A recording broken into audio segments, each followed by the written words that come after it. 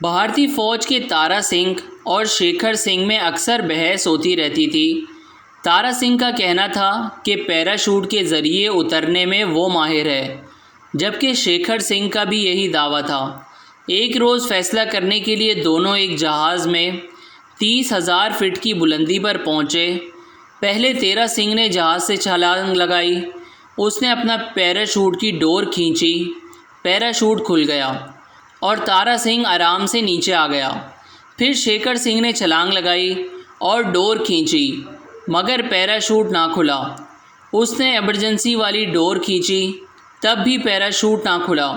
वो तेज़ी से ज़मीन की तरफ जाते हुए तारा सिंह के करीब से गुजरा तो तारा सिंह गुस्से से चिल्लाया, अच्छा तो तुम बेईमानी कर रहे हो, अब तुम मुझसे रेस लगा रहे हो, लेकिन मैं तुम्हें कामयाब नहीं होने दूंगा। ये कहकर उसने अपने कंधे से पैराशूट निकाल दिया।